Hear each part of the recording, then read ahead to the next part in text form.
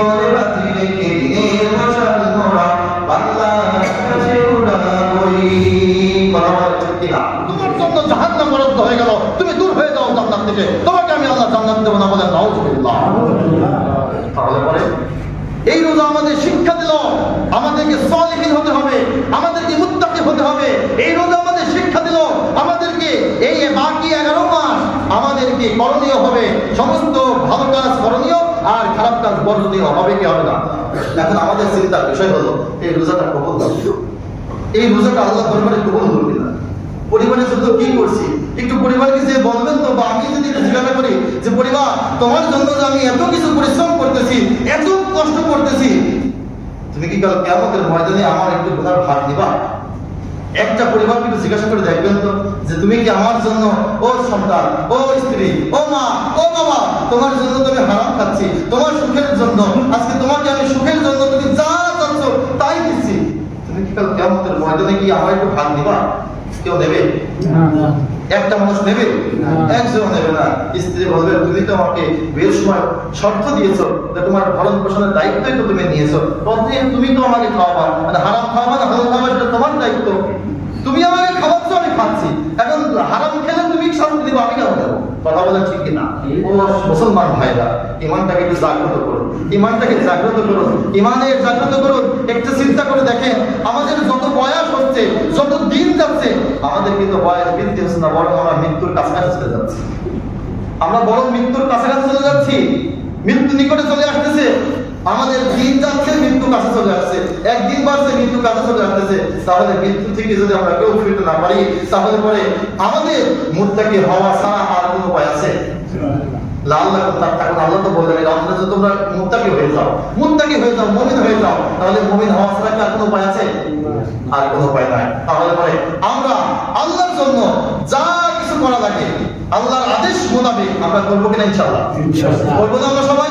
ইনশাআল্লাহ আমাদের আল্লাহ যা আদেশ করেছেন তাই করবো, যেটা নিষেধ করেছেন এর জন্য সমাজ যদি বেজার হয় আমাদের দেখার বিষয় আছে। কথা বুঝে বলবেন, সমাজ যদি বেজার হয় দেখার বিষয় আছে? কোনো দেখার বিষয় না। এই জন্য আমি বলবো আপনাদেরকে, আমার আব্বাজান কলিজার টুকরা ভাইরা, আপনাদের অনেকের মেয়ে আছে, এই যে গতকালকে যে দিনটা গেল, এটা পবিত্র একটা ঈদের দিন, আনন্দের দিন। এই দিনে তো আমাদের ইমানটা নষ্ট করার দিন নয়, আমাদের তো এই দিনে উল্লাস এইভাবে উন্মাদের মতন হনুমানের মতো উল্লাস করার দিন নয়। এই আনন্দের দিনটা হলো আমরা সকল মুসলমান একত্রিত হব, সকল মুসলমান আমরা আনন্দ ভাগাভাগি করে নেব, দুঃখ কষ্ট ভাগাভাগি করে নেব, এটার নামই তো মুসলমান আনন্দ। কথা বলেন? আমার মেয়ের মুখে এক গাদা লিপস্টিক দিয়ে এই মেকআপ দিয়ে বাইরে পাঠিয়ে দিলাম, এটার নাম কি ইমান? এটার নাম কি ইমান? আমার বিবিকে বেপর্দা ভাবে আমি মোটরসাইকেলের পিছে ঘুরতে যাচ্ছি, এটার নাম কি ইমান? তো বুঝে বলবেন এটার নাম কি ইমান? রাগ হচ্ছে আপনাদের, আমি কি রাগের কথা বলছি? এটা কুরআনের কথা। আল্লাহ বলছেন কবরনা ফি বুয়ুতিকুন্না ওয়ালা তাবাররুজনা তাবাররুজাল জাহিলিয়াতিল উলা, কবরনা ফি বুয়ুতিকুন্না ওয়ালা তাবাররুজনা তাবাররুজাল জাহিলিয়াতিল উলা। মধ্যে বলে দিন এই জামানায় এমন কিছু মানুষ আসবে যাদেরকে অনেক সতর্ক অবলম্বন করতে হবে। মেয়েদেরকে ঘরের মধ্যে রাখেন, আত্মত ভাবে রেখে দিন। মেয়েদেরকে এই জাহিলিয়াতের যুগের থেকে তাদেরকে রক্ষা করুন, তাদেরকে ঘরের মধ্যে রাখতে বলেন, বাহিরে আসতে দেন না, তাদেরকে অলঙ্কারের মতন হাত করে তাদেরকে মধ্যে রেখে দিন। আমাদের কাজ কি হচ্ছে? কথা বলেন। কোরআন অনুযায়ী আমাদের কাজ হচ্ছে, যদি না হয় মুত্তাকি কি হতে পেরেছি? আপনাদের তো আপনারাই বলতেন, আমার তাকেই বলি, আমরা তো এখন হতে পারিনি। তাহলে আমাদের হওয়া দরকার না? দরকার না? দরকার আছে না? নাই? দরকার আছে। এই জন্য সময় তো আছে, মৃত্যুবরণ করা লাগবে। কেউ মৃত্যু থেকে কেউ রেহাই পাবে না, কেউ রেহাই পাবে না। আমাদের প্রত্যেকেই মৃত্যুবরণ করা লাগবে। তাহলে আমাদের চিন্তা তো আরো বেড়ে গেল। এই একটা মাস চলে গেল রমজানে, আমাদের চিন্তা তো আরো বেড়ে গেল, এক চিন্তা দূর হয়ে গেল। বলেন, চিন্তা তো আমাদের বেড়ে গেল। বলে কেন চিন্তা বেড়ে গেল? আরে একটা মাস রোজা করলাম, এই রোজাটা কবুল হলো কিনা, এই জন্য চিন্তা বেড়ে গেল। একটা মাসে নামাজ পড়লাম, এই বাকি 11টা মাস পড়তে পারবো কিনা, চিন্তা বেড়ে গেল না? এইটাই হচ্ছে আমাদের মুমিনের করণীয় এবং এইটাই হচ্ছে কাজ। এই জন্য আমরা সকলেই আল্লাহর আদেশটা মোতাবেক চলবো, ইনশাআল্লাহ জান্নাতে চলে যাক, নষ্ট হয়ে যাক। ওই শরীরের জন্য আল্লাহ দায়ী না, দায়ী না। আল্লাহ আপনাকে আদেশের জন্য দুনিয়ায় পাঠায় নাই। আল্লাহ আপনাকে বলছে মা খালাকুল জিন্না ওয়াল ইনসা ইল্লা লিয়াবুদুন। বান্দা তোমাকে দুনিয়াতে পাঠিয়েছে আমার ইবাদতের জন্য। যদি তুমি আমার ইবাদত করতে তোমার শরীরের আরাম দেখতে চাও, তবে মনে রাখো তোমার ওই শরীরটা ধ্বংস হয়ে বলেন নাউযুবিল্লাহ। সবাই তো আছে। এই জন্য আমাদের সকলকে সমস্ত ক্লান্তি দূর করে নামাজে আসতে হবে, কারণ প্রকৃত নামাজেরা নামাজের মধ্যেই কিন্তু ক্লান্তি দূর হয়ে যায়। তো আল্লাহ আমাদের সকলকে কবুল করুন। এই একটা মাস রোজা করলাম, এই রোজার জন্য, এই রোজাগুলো আল্লাহ যেন আমাদের কবুল করে নেয়, বলে আমিন। আমরা যেন প্রত্যেকেই মুত্তাকির খাতায় আমাদের নাম আল্লাহ পাক যেন লিখে দেয়, বলে আমিন। আমরা যেন এই যে শাওয়াল মাস, একটা আরেকটা বরকতময় মাস পেলাম। কিন্তু শাওয়াল মাসে 6টা রোজা নবীজি আমাদের বলেছে, এই 6টা রোজা করবো ইনশাআল্লাহ। যারা রোজা ছিলেন করবেন ইনশাআল্লাহ, যারা রোজা করেননি এদেরকে দরকার নাই। এই 6টা রোজা ঈদের করে কোনো লাভ নাই, কোনো লাভ নাই। খরচ না করে নফল করলে কোনো লাভ নাই। যাদের আল্লাহ একটা মাস করলেন তাদেরকে বলছি, যারা করেন না তাদেরকে বাবা রাগ করেন না। আল্লাহ বলছে, আল্লাহ রাসূল বলছে, এক মাস যারা করেছেন তারাই 6টা রোজা করো, এটা করতে বলছে। এই রোজাটা করলে আমাদের জন্য লাভবান হবে, কল্যাণকর হবে। এই রোজাটা আমরা করবো তো ইনশাআল্লাহ, ইনশাআল্লাহ। আবার এটা যদি পেরা মনে করে নেবেন না, এমনি কি কষ্ট করে পার করলাম দিনগুলো, আবার 6টা করতে হবে।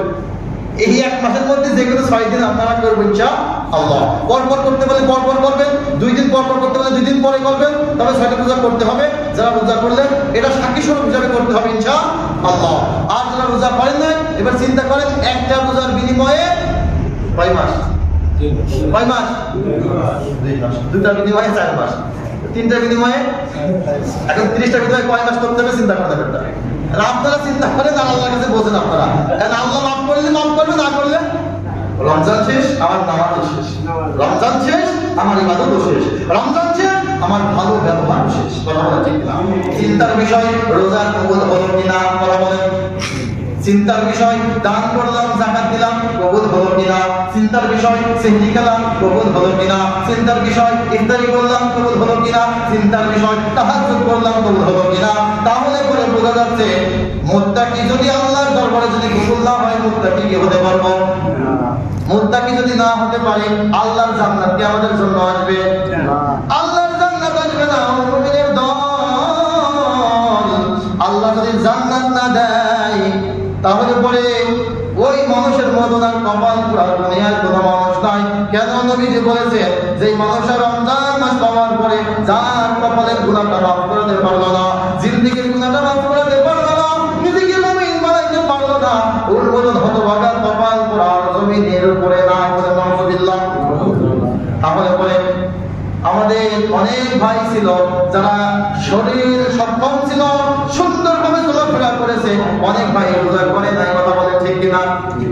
এই মানুষগুলো আল্লাহর সামনে কেমনে দাঁড়াবে?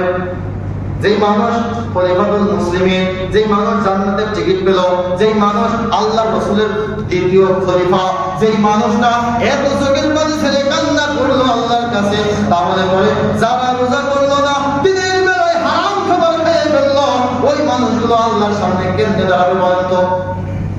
বুঝে কি আপনাদের মাথায় কি ঢোকে?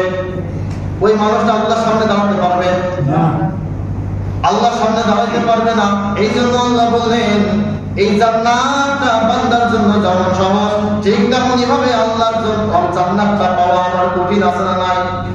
কারণ এই জান্নাতটা আল্লাহ আমাদেরকে দেবে 2টা কারণে। একটা হলো জান, আর একটা হলো মাল। জান আর মালের বিনিময়ে আল্লাহ জান্নাত আমাদেরকে দেবে। এখন বলেন আমাদের মনটা কার জন্য আনন্দ করে? কোন ফ্যামিলির জন্য আনন্দ হয়? কোন ফ্যামিলির খুশির জন্য হারাম খাওয়া খাচ্ছে, হারামটা বাদ দিতে পারছি না। হারাম যদি বাদ না দিতে পারি, রোজা করে লাভ হলো কিনা? লস হলো না লাভ হলো? রোজা থেকে হারাম খাওয়া বাদ দিতে পারলাম না, নামাজ পড়ে হারাম খাওয়া বাদ দিতে পারলাম না, ওই নামাজ আপনার আমার জন্য লাভ হলো না লস হলো? যত পরিমাণ সুযোগ পায় অন্যের হক মেরে খায়। এবার বলেন ওই মানুষটা মুমিন না বেঈমান?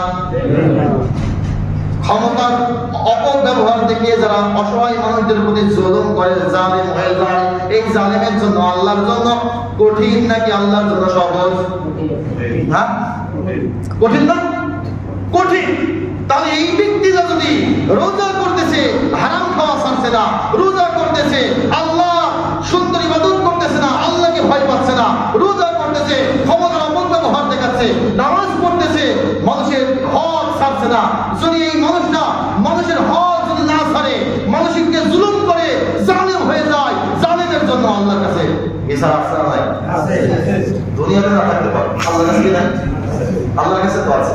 কারণ আল্লাহ বিচার ন্যায্য বিচার নাকি ভুল বিচার? কথা বলেন, ন্যায্য বিচার।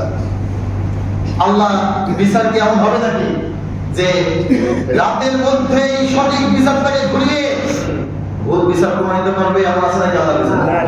নাকি এমন যে আল্লাহ আমাদেরকে অমুকের লোক তোমাকে সালাম দাও চলে যাও, এই কথা বলবে আল্লাহ? আল্লাহ এই কথা বলবেন। ও বান্দা, এতটুকু মনে রাখবেন, আমরা তো সকলেই জানি এটা আমার মধ্যে কোনায় কোনো কাছে যাই কত দাও মৃত্যুবরণ করে লাগবে কিনা।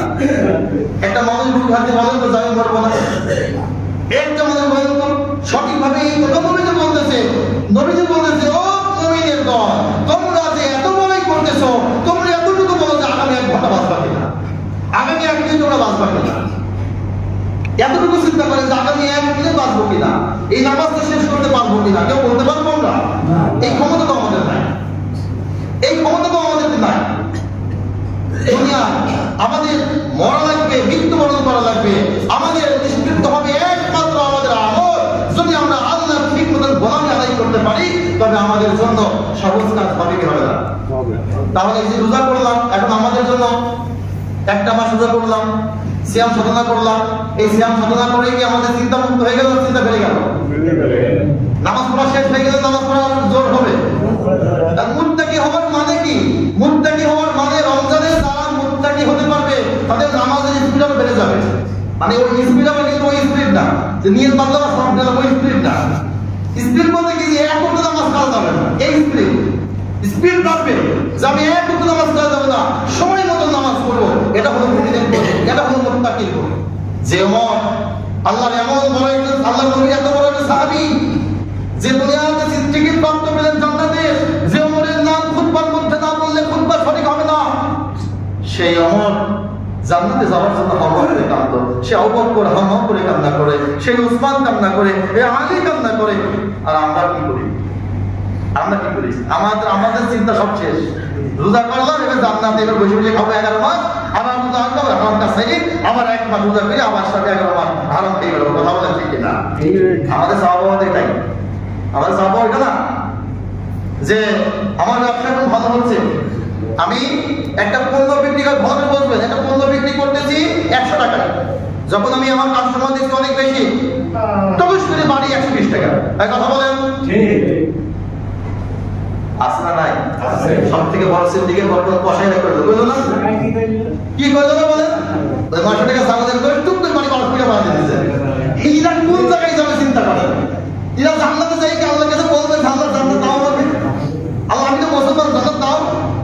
এই ব্যক্তিদের জন্য অনেক দোকানদারও আছে যে 5 টাকার মাল যখন অনেক ক্রেতা দেখি তখন টুক করে বাড়াই, কি করি? দাম বাড়াই দিই, জিনিসগুলো লুকাই রাখি না আমরা। আল্লাহর কাছে কিনা জান্নাত পাবে? কেন জান্নাত পাবে না? কিয়ামতের ময়দানে যখন আল্লাহকে ডাক দিয়ে বলবে, আল্লাহ আমি তো তোমার বান্দা ছিলাম, নামাজ পড়তাম, আমাকে জান্নাত দাও। আল্লাহ আমাকে জান্নাত দাও, নামাজ পড়েছি, রোজা করেছি, হজ করেছি, সত্যের পক্ষে কথা বলেছি, আল্লাহ হুজুরদের কথা সব মেনে চলেছে, আল্লাহ আজকে আমাকে জান্নাত কেন দাও না? আল্লাহ আল্লাহ আমাকে জান্নাত দাও। আল্লাহ বলতে বান্দা জান্নাত জন্য তুমি কি কাজ করেছো? আল্লাহ আমি যে নামাজ পড়েছি, আল্লাহ আল্লাহ আমি যে হজ করেছি, আল্লাহ আমি জান্নাত পাওয়ার জন্য আমি তোমার কথা সব মেনে চলেছি। বান্দা তুমি তো জান্নাত পাওয়ার জন্য করো নাই, বরং তুমি দুনিয়া পাওয়ার জন্য করেছো। বলে আল্লাহ কেন দুনিয়া পাওয়ার জন্য করলাম? ওই যে দুনিয়াতে তুমি মানুষকে 50 টাকা খাওয়াইছিলে, কথা বলেন, তোমার দাম ছিল ন্যায্য মূল্য যেটা, ওই দাম না বিক্রি করে দিয়ে 50 টাকা বাড়িয়ে দিয়েছিলে। আমি আল্লাহর কাছে তুমি চেয়েছিলে, আমি আল্লাহ তোমাকে 50 টাকা দিয়েছি। খুশি লাগা যায়? তাহলে চিন্তা করেন জান্নাতটা আপনি কিভাবে 50 টাকা বিক্রি করে ফেলছেন? 50 টাকার জন্য মাত্র। এই যে কালকে সিন্ডিকেটটা করলেন, অনেক করতেছে, অনেক ব্যবসায়ীরা অনেক করতেছে, এইভাবে কসাইরা অনেক করছে। তাহলে এই যে ঈদের জান্নাত কি আল্লাহর কাছে চাইতে পারবে? পারবে?